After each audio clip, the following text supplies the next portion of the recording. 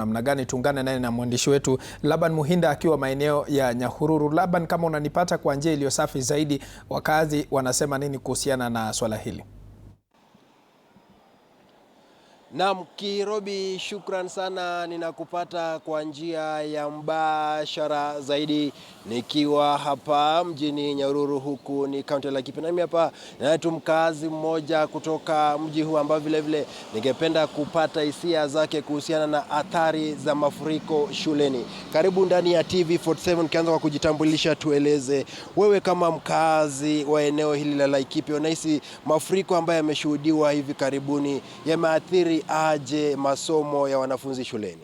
So kwa majina naitwa Joseph Kamau Ng'ang'a, na ningependa kusema ya kwamba mafuriko yameathiri masomo kwa njia kubwa katika nchi yetu ya Kenya. Kuna madarasa na ambayo haingiliki, kuna madaraja na ambayo hayapitiki, vitabu vinaharibika kule barabarani kwa sababu ya mafuriko na ambayo iko. So ningependa kusema ya kwamba mafuriko yanaathiri pakubwa masomo katika nchi hii. Na tukirejelea katika kaunti yetu ya Laikipia, unahisi kuwa kaunti hii tuko tayari kukabiliana na mafuriko iwapo mvua kubwa itaweza kushuhudiwa eneo hili? So mimi ningependa kusema ya kwamba katika kaunti ya Laikipia bado tuko mbali zaidi na kukabiliana na mafuriko. Nikipatiana mfano wa shule moja na ambayo iko kule mahali kunaitwa Olmoran, pahali kunaitwa Mtaro, hiyo shule inaitwa Laikipia Ranching. Hiyo shule iko vibaya, haina madirisha. Hiyo shule ukienda kule ndani inakaa mchanga. So mafuriko yakiingia kule ndani, ile madarasa yatakuwa kama matope, na kwa hivyo hakutasomeka, watoto baridi na mambo kama yale. Kwa hivyo watoto hawataweza kusoma, itabidi hata warudi nyumbani. Umesema kuwa miundo misingi ya shule hiyo kwa kiwango fulani inaweza changia masomo kuathirika iwapo mvua kubwa itanyesha?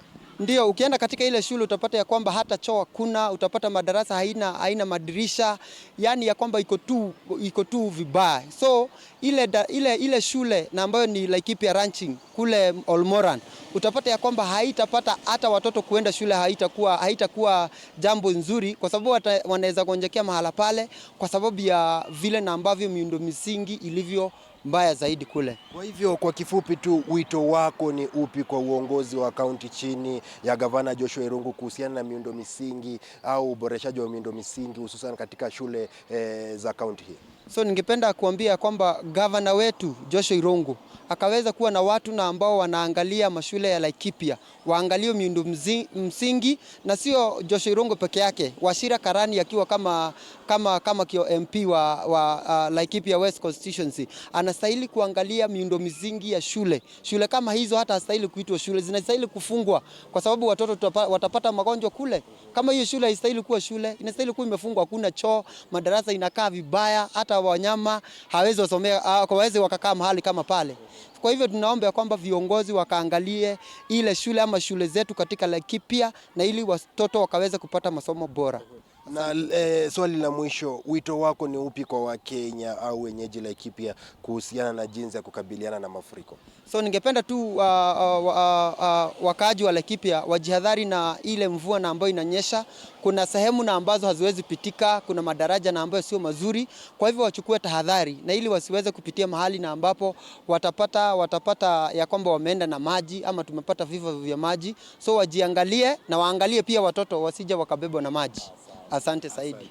Na Kirobi, kama vile ambavyo umesikia, hayo tu ni maoni ya mkazi mmoja kutoka mji wa Nyahururu akisema kwa kiwango fulani shule nyingi katika kaunti hii hazijafikia masuala na uboreshaji wa miundo misingi ili kukabiliana na mafuriko iwapo mvua kubwa itatokea. Hivyo wanatoa wito kwa serikali kuu, vile vile serikali ya kaunti kuweza kushirikiana ili kuboresha miundo misingi katika shule zote za Laikipia. Kutoka kwangu mie Laban Muhinda nikiwa hapa mjini Nyahururu, huku ni kaunti ya Laikipia. Sina la kuongeza la kuregesha usukani kwako Kirobi.